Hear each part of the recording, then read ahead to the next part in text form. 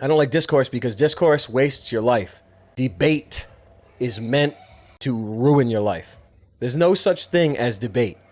I'm the man, I'm the king of no such thing. And I don't even say it lightly. You may think I'm joking about it, but I'm not. There's no such thing as debate. There's no such thing as discourse. There's only the beginning and the end. There is nothing in between when it comes to the detection of an impurity and then the dealing with it. Good case is in, I don't know, Deuteronomy or something. Contaminated fabrics. When you see something contaminated in your mind, you have to cleanse it with fire. You eradicate it. Now, I know that's a little bit whimsical. I get it. Well, I can't always explain everything again and again and again and again, and then forget I did ever. There's only the beginning and the end of an issue. There's no such thing as if there's a problem, there's a solution. That's all. We're in a world like that. You know what they say? We're in a world like that. It's the way it is. If there's a problem in your life that you're trying to solve that continues on for years, an intelligent being would question their methodology, question their intellect, question their subconscious, question their sanity. But when it comes to ideas discussed for longer than you've been alive, 100 years longer than you've even been alive, people, it's still not in. People are still discussing it. Now, all the while you discuss it, you're robbed of everything. That's just how time is. Time doth, this and that. Time doth make slaves of us all. I could say that with absolute surety. So what I mean is, and I try not to, I try not to do this too much because nobody does it. And makes me nervous. But going to the end of an issue and finalizing an annihilating debate. Now, of course, a guy screaming out in the wilderness isn't going to annihilate debate. And I'm not even a guy screaming out in the wilderness. I'm not Mr. I'm waking everybody up. It's never been my thing. I don't even know what my thing is anymore. How's that? Time doth. There's no such thing as debate. There's no such thing as discourse. And I'll give you the best example lately, which was when Eric and I weighed in. We officially weighed in on the HB, biatch visas. We officially weighed in on Sunday. We were Christmas cheered. Yeah, we were. Oh my God. We were making rather merry. Weighed in. And I'll give you a good point. What matter is there for a litany of intellectual discussion, regardless if it's to sway minds or whatever? I don't know. Who cares? When you start getting finalized in your mind, you start going through the other side, you have a different lens when you see things. I don't know. Maybe it's an age thing. I don't know. But when you identify a real issue, then there's nothing else to be said about it. I don't mean to drag this out like I did. I really did not mean to do that. So I'm really not trying to be Mr. Politics or Mr. Weigh In, but we were all made horny by all the action that popped up on Christmas on Twitter. Everyone was a made man. You couldn't not say something. So the fact remains, I just remember when I was a kid learning history, remember those days? And they used to say that, they're rulers, the feudal government, the primary concern of a government is to protect its people. And I remember all the feudal lords, all the manor lords and all the serfs and all that who had, unfortunately, quite a bit more quality of life than we are subjected to. Didn't they pay for protection? Isn't that one of the first things you remember during those times of history? They would pay a lord to hire knights that have property and militias to keep these little communities safe. And it seems to be the prime directive of being ruled, not only in a government, but in whatever an unofficial government. So again, the fact remains that if you're paying these knights and this lord to keep the marsh wiggles out, there's swamp creatures around. Remember Narnia? Marsh wiggles? You say, they get into our food, they piss in our Cheerios, they defile our bedding. It's just insane. And you know what? We'll till your lands and we'll pay you a tenth and all that stuff. Just keep that vermin out. And then that's just the exchange. It's the first exchange that I can think of in school. It's not, but you know what I'm saying. It stuck with me. I mean, so what more needs to be said than if there are imports from all around the world and forced competition all around the world in the economic theater? It just means some things that you really don't want to think about too much. It seems like a good system. I agree. Who doesn't agree? And I always remember some of the passages, the babes rule over us and the women are masters of us, all that stuff from, perhaps it's Deuteronomy again. I just don't remember. Leviticus was contaminated fabrics, right? Maybe this is Deuteronomy. I just don't remember. But I remember But I do remember stumbling upon that wisdom recently in the last 2 years. And I'm like, holy moly. That whole thing about, see, my mind is porous. It's associative. So we're just going to have to riff. Just how do you summarize something that's put so properly?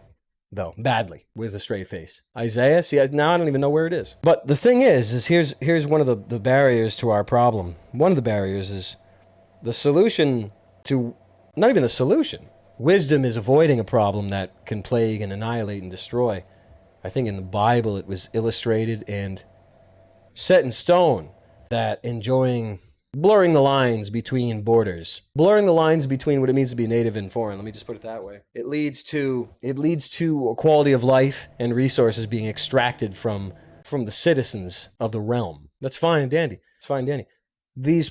The wisdom is already here for every single issue you face. How historically, mythologically accurate are the Lord of the Rings books? I'm considering reading them all. If they contain some pre-flood history or knowledge beyond Ice Wall Society. I mean, I just assume that they do. I assume that they are derivative from history books that we have no access to. And to me, that defiles them, if you want my opinion of it. To me, The Lord of the Rings being based on books that you have no access to defiles them. But I do feel that I assume that there is pre-flood truth in them. I just assume, or beyond Ice Wall Society, I assume that there is. But I've never liked Lord of the Rings. Tolkien attested to genetic memory dreams about a great flood preceding World War I. The flood was of blood. And hey, maybe I'm wrong. Maybe I'm wrong. Maybe they're not derivative. I have no idea. But when I think of him, I think of libraries that you have no access to. Internal well of knowledge. Yeah, I mean, blood memory and dreams. All right. Okay. All right. Interesting. That's very interesting. I don't like Lord of the Rings. I don't like it. But I know that it's good. I'm not stupid. What do you want me to say? Hey, what was the rooting of the Shire? Why'd they take that out of the books, out of the movies rather? The original Lord of the Rings book had a cover with a map of Agartha on it. That's so strange. Lafferty liked Lewis a lot, but didn't like Tolkien, funny enough. I know we've spoken about this before, and it's weird for me to admit that because it's not a popular take. But I agree. I don't like Tolkien. I just don't. I like Lewis, and I like Williams. And I know that perhaps Lewis's relationship with Williams destroyed whatever Tolkien and Lewis had going on. I had no idea that they weren't friends. They didn't talk for 10 years or something like that before Lewis died, and they never spoke even after when he died. Like I had no idea. It was like that. It's not like it matters, but it's interesting. Isn't that crazy? He was definitely privy to some, if anything, Tolkien was privy to ancient history, and he was privy to abomination technology applied in a military sense. Lewis had an interesting handler. Yeah, I don't know who his handler was. Who knows? I never associated him with anything else. Tolkien wasn't a fan of Lewis's wife. He didn't even know he got married until later on. I don't know how later. Yeah, it's interesting, isn't it? How that stuff works. But I guess that's normal. It's normal. Grimblees. Hi, Charles. Any advice about forgiveness, avoiding devilish thoughts, and wishing bad upon others? I know it's the right thing to do, but hard when there is no tangible payoff or reward from those who have wronged me. Yeah, the Psalms. I find that the Psalms are good with dealing with that. But it's an understanding that you're not worthy of forgiveness if you can't forgive everything. And there's no way around it. And it's an end boss. So there it is. How's that? I used to do debates and discourse, and then I stopped and replaced it all with prayer and fasting. Wish I'd been doing more of that lately. Helped you work through some weirdness and started talking to God again. The streams have helped you do that, man. Gosh, God almighty, that's good to hear. That's so good. What else is there to hear than that? Because now you know the antidote. Now you know the antidote to discourse and debate. These things are being jabbered about since before you were born. How many people should you let in, or this and that? Yeah, this and that. Well, you know what I say to that? I'm like, well, the Irish are the first slaves. So where do we go from there? And I'm not interested in anything else forever. Now that's my philosophy. You solve the Irish slave problem, and then we'll see what's next. You solve the problem of Irish, whatever that's called when they're paying donuts back or some paying money back. Row your boat. What's it called? I just don't remember the word. I just don't remember anything anymore. When they pay you back because you were a slave. What's the Welsh were captured by Irish as slaves? Is that Tom Jones? He was Welsh, right? I swear to God, you guys are so twisted. Until there's any talk, because if you even mentioned Irish reparations, you would get laughed out of anywhere in the world. The problem with me is that I won't consider anything forward until that's addressed. That's what my debate and discourse is like. If you want reality, you got to look at things like that. What good is it talking of this if this is ruining your life? Just essentially that little equation. Name of the game is to waste your life. Take that to the furthest extreme. Or is it farthest? Farthest. I don't know. I can't remember. That's the one and two that I cannot remember. So I don't mean to just say that, but let me ask everyone a question here. What is bigger than immigration? Immigration is a code word for war. I'll just say that. I don't want to sit here and talk about war for 45 minutes. It's a code word for war. That's all. Do you know how Leon Trotsky, or whatever his real surname was, people recall him, well, now people know it.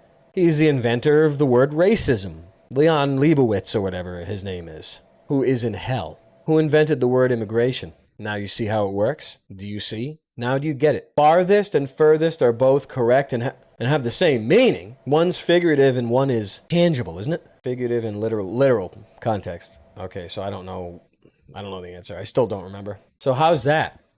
Now what is bigger than, I guess we'll just call it immigration, if that's what people want to call it. Fine. We're going to argue the next 4 years. Know what we should do? We should argue the finer points, the pros and cons of all this Indian tech bro stuff, and that we should do this for the entirety of Trump's term. And then when he's out, it's still the same. And then whoever's next, then it gets even worse. It's weird how that works out every time. What am I supposed to say about it?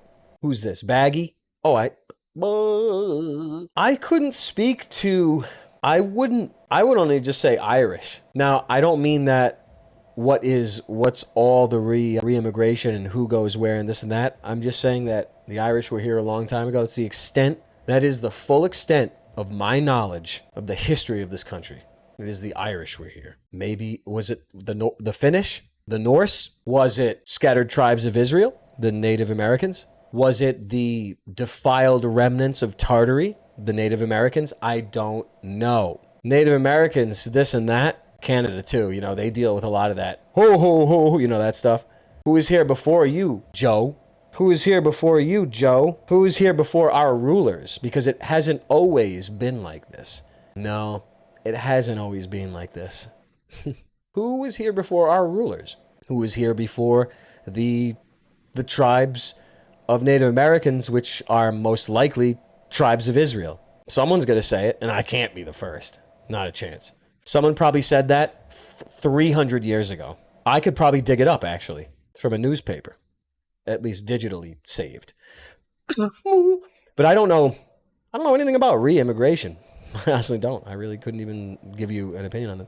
Remember, like this, all the Catholics are killing all these people. What was that? Yeah. And then the churches got burned all across the country. They look no graves. And then it's like this. What about these Indians? On to the next thing. Well, you see how it goes. This is the system. Yeah, I can't even talk about the fallen angels, man. I'll go crazy. Those sons of...